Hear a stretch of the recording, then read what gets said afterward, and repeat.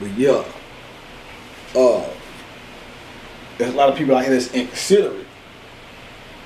For example, within hip hop culture now, fuck that nigga, he's a bum nigga. Fuck that bitch, she broke.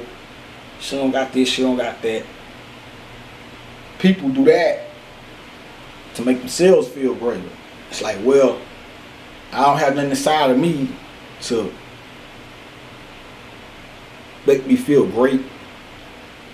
So let me say how much greater I am than somebody else because of what I had.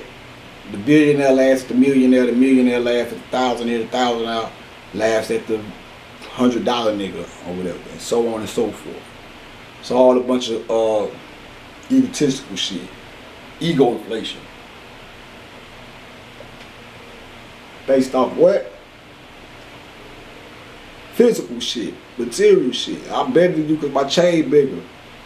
I'm better than you because my car bigger. I rap better than you. Blase, blah, blah, blah. We all do that shit to a certain degree. Like in my rap, of course I'm going to say I'm the best nigga in the world. Ain't no nigga fucking with me. Put your bum ass style in the backpack and go study. All that old shit. But the difference between me and other niggas is I don't buy into that shit as much as them. I buy into it just enough to do what I do. And I definitely ain't finna look at somebody like I'm better than them based off a bigger car or having more money than them. You really fucked up. Straight up.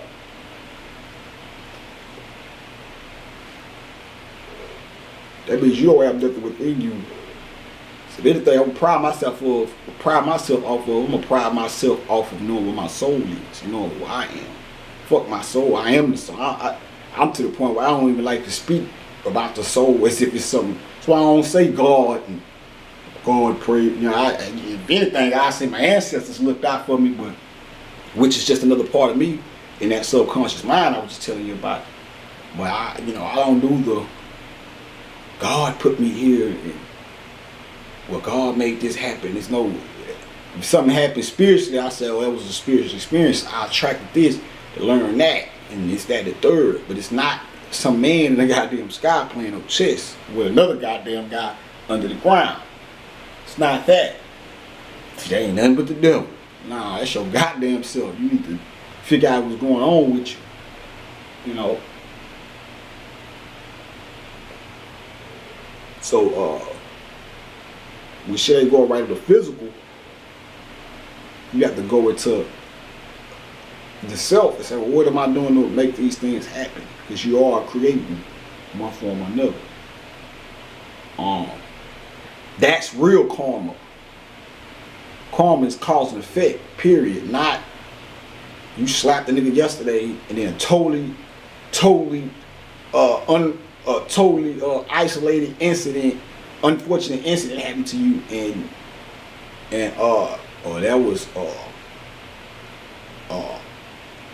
that was karma for some shit you did. No, nigga, you should have stopped at that light. You know what I'm saying?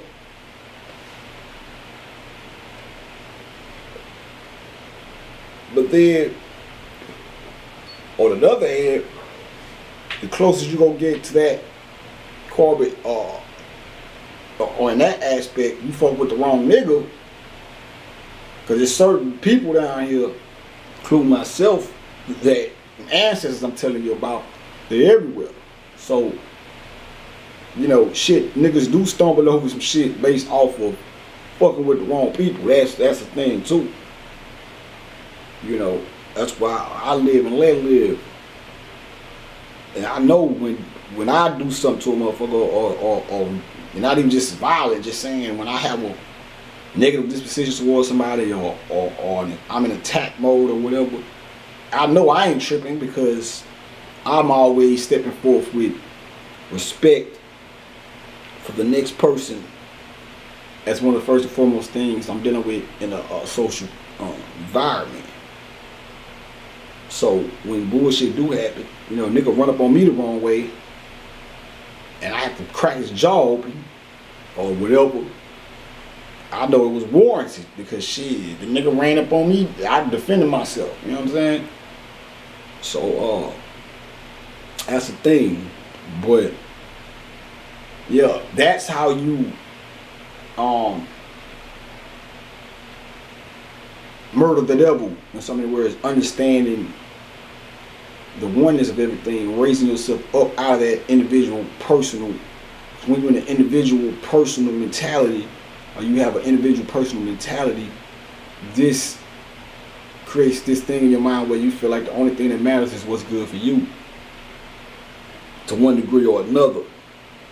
And that's rooted in self-preservation, which is one of the first rules in life, or rules of war.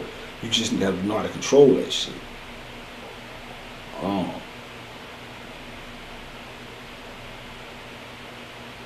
Excessiveness. That's why we used to deal with the in the Bible deal with like the 7 deadly sins or some shit like that or whatever. And then one of them is like excessiveness. Excessiveness is that is a quote unquote evil thing, because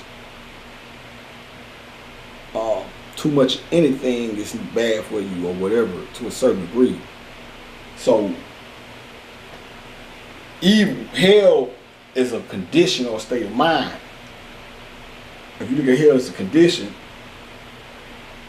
you can trace back how you got to that condition. So if you're obese and this is like really putting a damper on your life, all you have to do is say, well, I need to stop eating this much, or I need to go on a diet to reverse that. Evil is manifested chaos or disorder, basically. Not chaos, but the disorder, same thing. When you look at a disease that's in your body, that's a part of your body functioning outside of the original order. It's out of harmony with the rest of the body, so it causes cancer and all these things. And these things are due to what you put in your body and what you intake, because the body doesn't come here to make itself sick, or you didn't come to make yourself sick, but the physical world, the way that you intake, whether it be mental or physical, the things that you intake is what creates the disorder. So you eat things, or you eat things that's causing disorder in your body, and then you dealing with that illness becomes the hell, and you got to pull yourself up out of that, through whatever means applied or whatever situation. So that's how you have to start looking at this thing. Because as long as you're looking at God outside something yourself, you're praying to an absentee landlord. And then when you're looking at the devil as some type of enemy outside of yourself, well, if it's outside of your control, then it'll always have an up on you. But when you look at it like, I got this under control, let me whip this motherfucker ass and put it back in place. I've been doing too much of this. Let me check that and bring it into a more of a control, or gain more control over the aspect of my mind that is causing me to partake of whatever it may be that's causing this hell.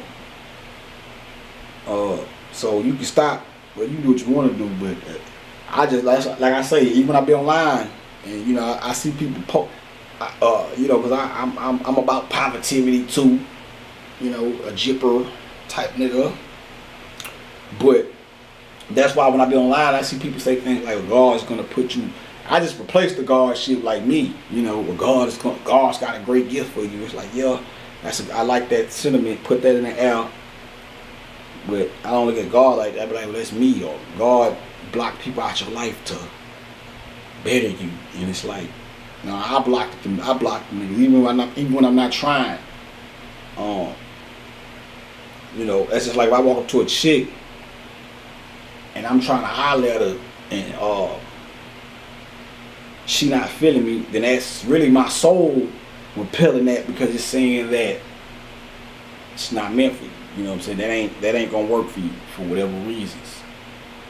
Sometimes the reason is just straight up, this motherfucker is not right, or sometimes it's just, or this motherfucker's just straight up fucked up. And sometimes it's just that's not the way the path's supposed to go. And sometimes you will get in the mix with a motherfucker you wasn't meant to be with, or that was not for you as a lesson, you know, to show you. You get into a relationship with a motherfucker and you go through the hell.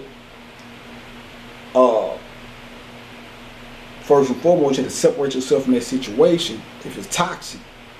And then you look at that situation and say, when I start seeing signs of that shit coming in my next thing, I'm out the door quick. I'm not gonna let it get to, I ain't gonna even let it get to a cancer state. I'm getting the fuck out the door. You know what I'm saying? That's how you have to start looking at this shit, man.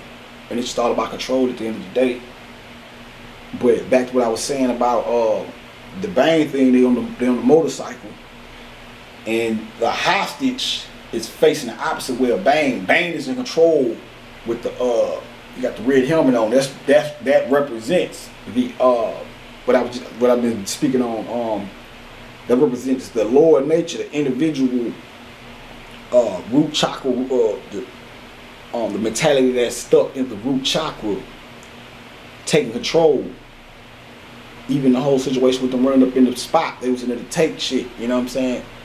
So him riding on a bike with the dude in the back. Hold on. It's tripping. Oh nah, that's tripping. But yeah. Bane being in control, that scene right there, that's what that symbolized. The lower nature taking over. This is where the term Satan get behind me come from. Because when Satan or the Satan is controlling things, you controlling things from, you're in the physical world, or you in the conscious, your conscious mind is using the will to manifest things in your mind without them being ordered. That's where Satan get behind me. That's when you letting the lower nature overrule and guide you and control you. It's supposed to be the Horus in the front, or the light in the front and the dark in the back. So that scene is the opposite of the phrase Satan get behind me. Satan. The word Satan comes from the word Satan. The southern on, the Osiris Nu within the southern dark waters, or south of the border, south of the horizon.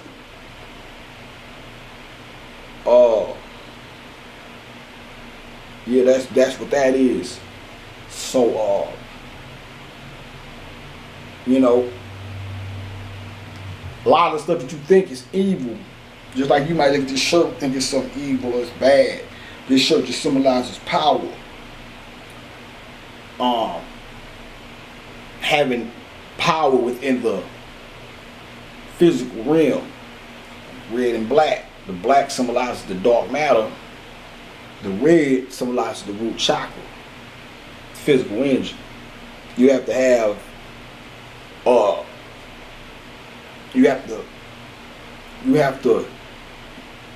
you don't neglect the lower nature. You function within the lower nature, or you use the lower nature in order to survive within this physical context.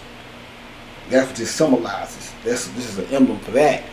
Drawing down energy, or drawing the absorbing of the energy and drawing it within, or going into the conscious mind, the subconscious mind, within this physical.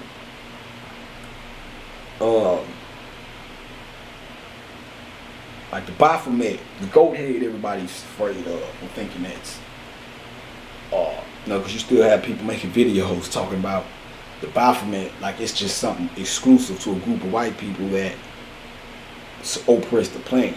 When really they got it from us. When you look at the original drawing, drawn by Alpheus Levi, you have a man with a goat head and breast, women's breasts, paps as they're called. the man having the man body with the women breast, the woman breast is that symbolizes the combination of the masculine and feminine energy. The man body and head alluding to the masculine aspect of the soul, and perhaps some alluding to the feminine aspect of the soul. The goat head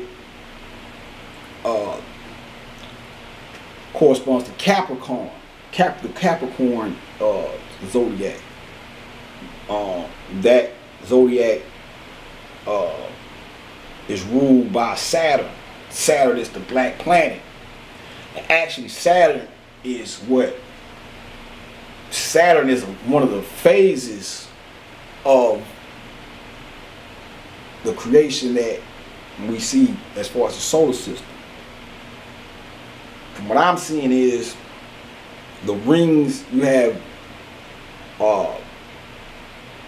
If we was to look at this from a heliocentric aspect, you have the sun in the center, and it has these 7 planets that are 9 planets. 7 is 7, and you know Pluto is like vague. They say Pluto is a planet, Pluto isn't, whatever. But those rings before it was a solar system.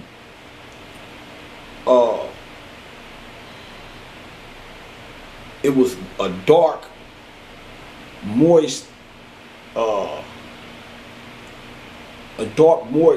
point, which corresponds to the vagina, the dark, moist waters of the vagina. But this was on a cosmic aspect before everything you see manifested into a physical. And then when that light that was behind this physical water, that soot that was hidden in the darkness, made its way through the center of this void from the backside, that light hitting that dark water is what created the stone and the melanin, the carbonic ash. I go more into that with this breakdown of how everything came into the order in which everything came into physical existence. I get more into that. You'll get more of that when I do that one. But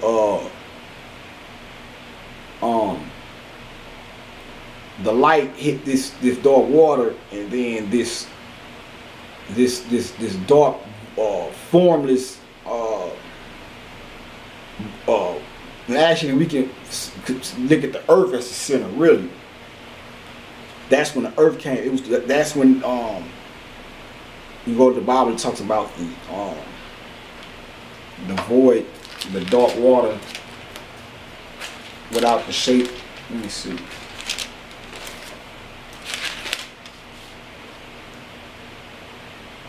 And the earth was without form and void, and darkness was upon the face of the deep. You had this dark within the cosmos. You had a point where the earth existed at, but this was before. This is when everything was hidden in the Satan form. When the light came from behind that and it came to the front, or penetrated from the back through the middle point of this dark void, which was a whirlwind as well. That's why everything spins in a circle. It was a whirlwind that vacuumed the light from behind it and pulled it up through that middle point. And when it pulled it up through that middle point, it whirlwind its way on the other side. The light became, first it was just a dark, watery whirlwind, and then the light comes through that middle point. And as the light comes to that middle point, it's also creating everything that's left behind it from where it's coming from. It's creating a spine, and it's creating a split. The same way that the highest chakra in your body separates from the lowest chakra. That light and that dark does the same thing. It creates a bridge, what they call the Bifrost bridge. I don't want to give y'all too much of that because, like I said, that's in my other breakdown. But come to that other side, and you have these 7 voids or these 7 points where, as that whirlwind spins and that light comes to the other side, it starts to expand on the other side of that circle because it's a circle. And as it expands through the other side of that circle, these 7 voids is where the 7 orbits of the planets are going to be, because the planets still hadn't existed. And this light travels all the way into a certain boundary, and then it collapses on itself and goes back towards the middle. When it goes, this is all a building process. When it goes back towards the middle, it's leaving behind, because those dark voids, while the light is on the other side of that circle, that light is sucking through the center. You have light coming through the center, but then you still have light behind it that's pressed up against the back of the whole circle. And while it's pressed up against the back, it's causing that dark, it's molding that dark water. It's pushing up on the back side of that circle. Like you have a quarter. Imagine you having a quarter with a hole in the middle of it. In the back, the heads part is the light, and the tails part is the darkness. And then the light starts whirlwinding from the outside of that coin to the middle, and then the light is constricted like a snake and penetrate through that hole in the middle, and it's whirlwinding its way on the other side and expanding towards the border of the quarter on the other side. But as that light constricts and slides through that hole, it's still light following behind it that can't get through that hole. So it's pressing up on the back of the borders of the quarter, and it's causing a puffy, or it's causing the dark side to inflate or become pregnant with light. That's why the hippopotamus Tiamat is used as the representation of the Great Mother, because this is what it was. When you see Soot and Tiamat together, this symbolizes the world before creation, when it was void, and as it says here, and the earth was without form and void, and darkness was upon the face of the deep. The deep is the depths of that dark side of that quarter that that the light is diving into. When that light starts to expand on the other side of the quarter, it meets up with the part that has been inflated.